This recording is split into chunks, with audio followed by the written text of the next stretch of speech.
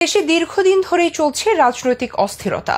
অনিশ্চয়তার মধ্যে আছে অর্থনীতি, আইন শৃঙ্খলার পরিস্থিতি বেহাল দশা, মানুষজন প্রতিনিয়ত ব্যস্ত রাজনৈতিক আলোচনায়।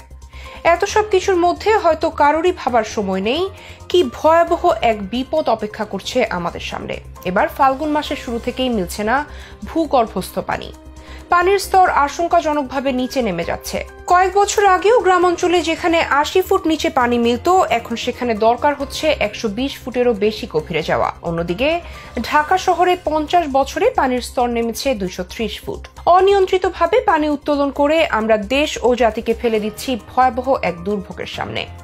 নিকট ভবিষ্যতেই হয়তো বিশুদ্ধ পানির তীব্র সংকট, কৃষিক্ষেত্রে বিপর্যয়, ভূমিধস হবে আমাদের নিত্যদিনের সঙ্গী।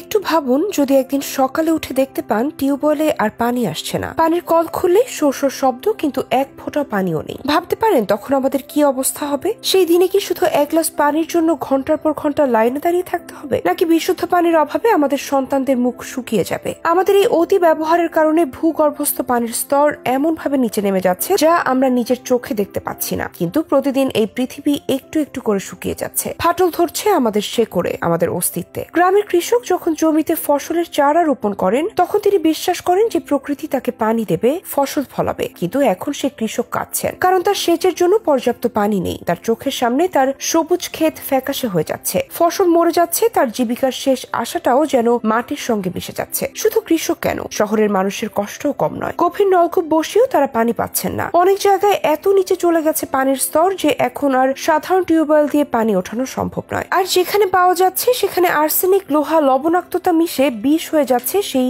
জীবনদায়ী জল। শুধু পানি নয়, এর সঙ্গে হারিয়ে যাচ্ছে আমাদের ভরসা, আমাদের জীবন, আমাদের ভবিষ্যৎ। ভূগর্ভস্থ পানি কমে যাওয়ার ফলে মাটির নিচে শূন্যতা তৈরি হচ্ছে, যার কারণে অনেক জায়গায় ভূমিধস হচ্ছে। বড় বড় শহরে বিশাল ভবন দাঁড়িয়ে আছে এক অনিশ্চিত ভিত্তির উপর। যে কোনো দিন সেই মাটির স্তর ধসে পড়তে পারে। স্বাধীনতার পর দেশের জনসংখ্যা এখন দ্বিগুণেরও বেশি। ৯৮% ক্ষেত্রে ব্যবহার করা হয় মাটির নিচে থাকা পানি, হোক তা সুপেয় পানি অথবা কৃষি কাজে কিংবা শিল্প কারখানায়, সবখানে ব্যবহার করা হয় এই ভূগর্ভস্থ পানি। শুধুমাত্র ঢাকার জন্য প্রতিদিন ২৫ লাখ কিউবিক মিটার পানি তোলা হয় মাটির নিচ থেকে। পানি উন্নয়ন বোর্ডের হিসেব বলছে, গেল ৫০ বছরে ঢাকার পানির স্তর আগের তুলনায় অন্তত ২৩০ ফুট নিচে নেমে গেছে। এই বিষয়ে পরিবেশবিদ ও দিনাজপুর হাজী মোহাম্মদ দানেশ বিজ্ঞান ও প্রযুক্তি বিশ্ববিদ্যালয়ের অধ্যাপক শ্রীপতি শিকদার এক সাক্ষাৎকারে বলেছেন, একটা সময় ভূগর্ভস্থ পানির ব্যবহার এত পরিমাণে ছিল না। সেচ কাজের জন্য পানি পাওয়া যেত খাল, বিল আর নদী নালা থেকে।